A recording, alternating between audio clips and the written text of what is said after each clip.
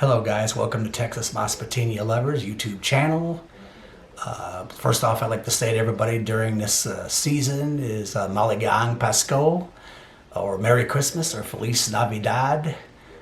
Doing this video in response to the Raffy Tulfo episode that appeared the day before yesterday, a situation between a Belgian national named Joseph and a lady named Alma from Bohol. So in a minute here, guys, we'll dive into this video.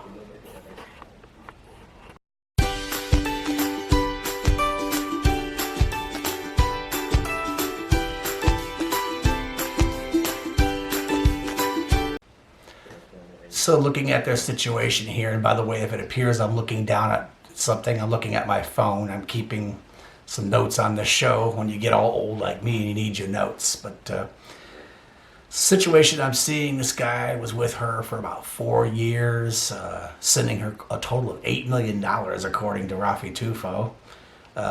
She says she clearly told him she was married, had 5 children, that she was needing an annulment. The man is from Belgium. He appeared to need an interpreter because he couldn't even speak English very well, so they had a very well-spoken Filipino on the show that helped interpret. That was very impressive to find someone that would speak Dutch.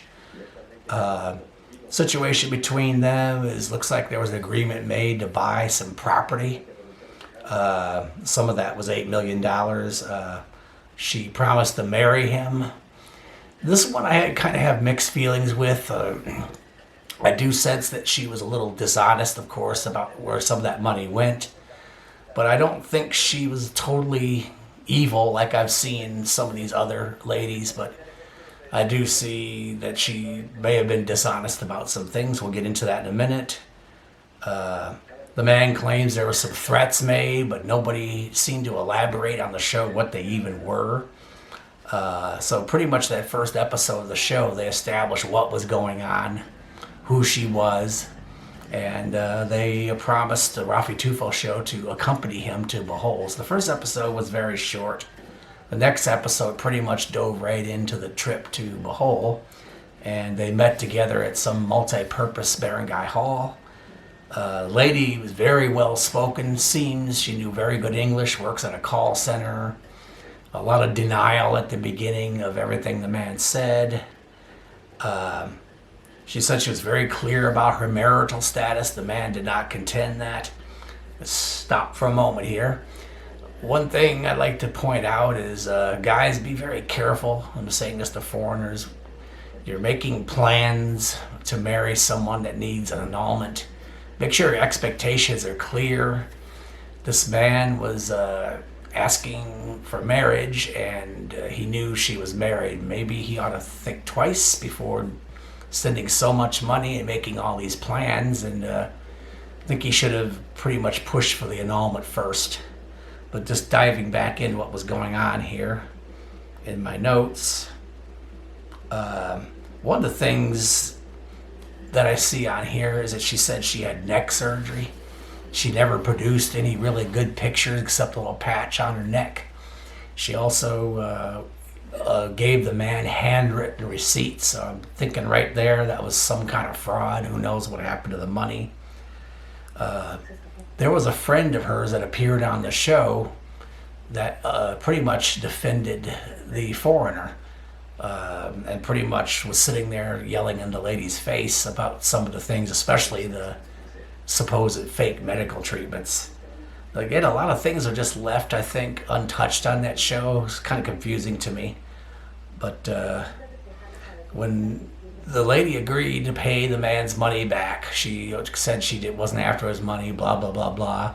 When they started getting hot and heavy and deep into the conversation about paying the money back, the lady turned on to tears. So this is typical. You see this a lot. She started crying. She changed her seating position to sit next to the foreigner, Mr. Joseph, there. Turns on to tears, and you could see his emotion was starting to rise up. The show kind of took a funny turn because they started talking about their relationship and why he liked her, and he said because she has long hair and he didn't like fat girls. Everybody thought that was kind of funny. But this episode just seemed kind of strange to me. It seems like they switch gears from some of the serious things that she may have done, right, to the almost like a reconciliation phase. So she did sign an agreement toward the end to pay the man $15,000 a month to sell all the property and give the proceeds back to him and return the two motorcycles he bought her. Then the end of the show, they're outside, and she gives him his first kiss ever. The entire time, this man's with her 4 years, never got a kiss from her. They were never intimate. Now, I'm not going to get into that. Everybody has different opinions on that, but I find it kind of odd. They were together 4 years, and she says, well, they couldn't do anything because she needed an annulment. That says a lot about that man. He's pretty patient to wait even for a kiss, and he's sending all that money to her. So the very end of the show, they seemed to, I don't know if that was reconciliation, but they drove off together in the older car he bought her. And that was pretty much the end of it. But some of my takes from that was, I've said this before on my other videos, and that is, guys, don't be sending all that money for property. If you're going to send that kind of money, then you better get some money to come to the Philippines and be a part of that building process. Don't send money unless you know how the money's being spent. Send it in smaller pieces. Ask for proof. This man just kept trusting her. I can imagine him asking her, what's going on? And then he finds out in the end process that the property is partially completed. But don't send large amounts of money when you're that far away. His plan was to move to the Philippines and be with her, but he's pulling the cart before the horse, sending all that money, and he's not even around to supervise it. I don't care who it is, and I might get some harsh opinions on this. I wouldn't send money to my own family here if I wasn't present during the time the transaction was processed. Like buying the property, having some saying over the building process, some more better tracking of the progress of what's going on. It looks like there was some oversight on his part. Nice guy. I don't think the lady was entirely evil, but not entirely honest either. And he's just another example of a guy that just trusted too much and held on to something that he probably should have backed out of. So after this video right here, I'm gonna present some slides on my video, just kind of going through some of in bullet point form, some of the do's and don'ts in these long distance relationships. So I'm going to get disagreement and agreement on that. But as I've said before, being a foreigner from any country and you're dealing with someone in another country, we're the ones at a big disadvantage, and we're the ones that have, in my opinion, a right to have a little extra oversight over what's going on. If that makes it look like we're not trusting or we're being bossy or demanding, so be it. But guys, don't send large amounts of money unless don't send that kind of money. Just go there. If you want to build property, then you go there, and you are there at the signing the contract time. But don't send hundreds of thousands or millions of pesos or whatever you're doing and expecting everything to be done as you wish. Go there, supervise it, and be a part of it. Okay, on to the slides. So I'd like just to go over real quick some of the do's and don'ts about getting into a relationship with somebody long distance. So I'll try to go through this as fast as possible. This is in slide format, so just bear with me, guys. So guys, in any relationship, especially long distance, there are some early warning signs that we can look for. And if you listen to these and are mindful of these, it can avoid you a lot of trouble. One thing is to watch for anybody who's too friendly too fast. That's a warning sign they're wanting to rush things. Another thing to look for, especially social media, if the lady has hidden friends list in their social media, lots of hidden things, that might be a warning sign. There's conditions to that and there's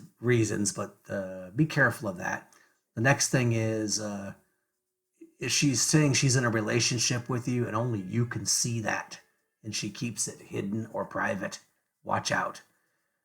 Posts that are limited, if she's tagging you or she's putting pictures of you on social media and you see filtered friend lists where only certain people can see it, big warning sign. If she's saying I love you after only knowing you a week or a couple days or even a month, be careful of that. Nobody falls in love that fast, and could be that she's grooming you for sending money or whatever. Sending sexy or nude pictures early in the relationship. I hate to tell you, there's a lot of different opinions on that because of the changing times we're living in. But if she's sending you those kind of pics really early, just move on. You're getting into something bad. The other thing that I would say it's paramount is that she's asking for gifts and she hasn't even met you yet. Asking you for rings, watches, clothes, expensive clothes, things that are not needed. She might be guapa or whatever. Just move on and find someone else. Off to the next slide. Our next section is pretty tough, but it's something you're going to have to contend with, and it's all too common, especially with the long distance relationship. Yeah, Philippines is a country where marriage is very prevalent. It's sometimes forced on people. It's almost expected as a social norm. But here's some things to watch for, because you're going to have a lot of ladies with live-in husbands or boyfriends acting like they're single, trying to get you into a relationship, grooming you to send money. Here's what you watch for. Think twice if she, first thing is, think twice if she needs an annulment. I know a lot of times there's promises made. Oh, honey, I'll get an annulment. Send me money for an annulment. If you're wanting to do that, that's up to you. But just keep in mind, it can take years and over 150,000 to $500,000, not dollars, pesos. I'm sorry. And just be ready for that long road if you want to go that route. And there could be legal issues. If her husband wants her back, he could file a case. So just think twice if you want to do it. I mean, it's been done and it's your choice. One of the other things to watch for is ladies that cannot be reached for long periods of time. All of a sudden, it's 5 p.m. I'm just making up a time, and she's off of Facebook. It says, hey, I'll chat with you tomorrow. She loves you. She's going to sign on, and I'm not even kidding here. She'll sign on at midnight and say hello to you. She just can't get enough of talking. But if she's gone 12 hours, 8 hours at a set time every day, unless she's working, and you know that's true, but beware of people who disappear for hours or days at a time. That's a sign somebody else is around and she can't chat with you. The other one is limits or blocks contact with her close friends and family. If she's not letting you see on Facebook or whatever, not letting you have access to or seeing posts of friends and family, she's hiding you. She might be hiding you from a boyfriend or husband. If you intend to visit and you want this to be a long distance relationship, this one here is contentious, but I'm going to say it anyway. If you have to pay for it, do it. Ask for a certificate of no marriage. It's very cheap to obtain it. She's telling you you're not married. You're the one at a disadvantage. You don't know. You tell her, can I have a certificate of no marriage? Have her send you the original. Well, she can't send it to you, but take a very detailed picture of it. The other thing to watch out for is people with multiple Facebook accounts. Now, you see one Facebook account with a totally different set of friends and family on it, and there's one she's talking to you. Hey guys, get out of that. The other one is all of a sudden she's talking to you, and boom, phone goes dead. She's looking around, looking out the door. You're always seeing her looking left, right, up, and down. Might want to watch for that. Start asking questions. The other one too is you've been in a relationship for months and months. She's very careful to flirt with you. Be careful what she says. Very careful to show affection. After you've been talking for a long time, you might want to wonder if there's someone else in the mix. On to the next slide. The next one here, guys, are do's and don'ts in any long distance relationship. Don't send money before you meet. I know it's hard. Now, I'll say there's one exception to that, and that is if she's poor and you need to send her a phone to facilitate talking to her, You don't need to send her an expensive phone. You can get a decent one for 5,000 or 7,000 pesos or whatever country equivalent. I'd say that's the only exception if it's you really like her and you need to facilitate contact, but don't send money for other things. Wait till you meet. The other one is do ask for proof of hardship before sending money. And this is after you meet. If she's saying doctors are needed and this, and that, you ask for verifiable, quantifiable proof. Again, after you meet. This is another one too. After you meet, I know I'm kind of pulling the cart before the horse here, and this is important. Don't be sending money to buy property. If you choose to do it, and you and her have agreed, you do it in person. You're there for the transaction. You document everything. You take a video of the transaction happening. You keep receipts of all money that has changed and the clear intent that this property was bought for you and her, said verbally and written down. One thing is set your rules early in the relationship. There's things you're not going to allow, things you don't like. Don't wait until a year into it and pull all kinds of surprises on her. Set your expectations early. This one is a sore subject, and you're going to get asked. I guarantee it. Don't loan money to relatives. And I'm going to say this clearly, and I'm going to say it loud. It is not your responsibility as a foreigner to support her whole family. If you want to do it, then that comes from you downward, not upward to you. If your lady gives you hell or flack or back, I don't want to use the word back talk, but if you're going to catch a lot of arguments because you didn't send money to relatives, guess what? You're heading in for a lifetime of that. And it might be a walk-off situation. The other thing too, and this is something that we all tend to do because we want to let things go. We don't like to argue. If you catch her in a lie, don't let them slide.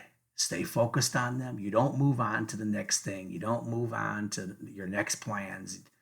You don't let them slide. Address the situation, get it fixed, get some resolution, get a promise it isn't going to happen again. And if it happens again, move on. But don't do what all these other foreigners I've seen 100 videos. Don't let lies slide. Stop everything right there. Don't drop it. Address it. Get it solved. If not, move on. On to the next slide, guys. Okay, guys, this one's crucial. If you move on to the first visit, if you make it that far, this one's crucial. This is where you get your eyes on things for the very first time. I hate to ruin the magic of a first visit, but be mindful of these things when you're in her environment. And that first thing is if you get to meet her children, especially if they're a little older, be watchful of how they treat you. They're acting standoffish. Yes, they're shy, but if they seem very, very shy and not want to talk to you, that might be an indication there might be a father or a boyfriend around and they just don't feel right talking to you. The other thing is be mindful of things in her home that might appear out of place, like fancy watches or expensive things that you know she couldn't afford. It might be an indication that there was other foreigners before you sending things to her, and that didn't work out so well, or maybe you're number 2 or number 3. You have a right to ask questions. You see something that doesn't look right, ask questions. Mentioned this before. This is the next bullet point. Are you allowed to meet her family? Are you being restricted? Is she telling you, let's go to the hotel, let's not go to my house, let's meet here or there? And you're not allowed to have access to her closest family. 100% chance that something's being hidden. The other thing to watch out for is her phone. Is it locked with a password? Doesn't want you looking in there. Always grabs her phone and takes it with her in other rooms. Is she taking calls? And she's going out of the hotel room or into another room, doesn't want you to hear. Might want to find out what's up with that and act accordingly. Body language and eye contact is important. She doesn't want to look at you when serious things are being talked about, acts nervous when certain subjects are being talked about. Look at body language and eye contact. Comfortable people look at you in the eye. They're not fidgeting, flailing their hands around, tapping their foot, or pacing around the room. You'll know when someone's comfortable. The other one is she more focused on you and your relationship, or the places you go, or the things you're going to buy? Is she more excited about the prospect of you being there, the future? Or is she talking about where are we going next? Or what are we going to buy? Yeah, you might want to watch for that one. After the visit, is she posting pictures of you and her together? Is she proud to show on all social media that you were there with her? No restrictions on the posts, full view. If she's hiding you and you don't find yourself and she isn't proud of you and showing, something's up. Next slide. And some conclusions and final thoughts on this. When you arrive back home, how are you treated? Is the excitement level still strong? Especially if you were visiting and you had to lay down some rules, or you had to talk to her about important things. How are you being treated when you're back? Is there just as much contact? You're getting the cold shoulder after that first visit? Either you did something very wrong, or her plans didn't work out and she doesn't want to talk to you no more. Hopefully everything works out good, but watch how you're treated. In the course of the relationship, make clear and realistic plans.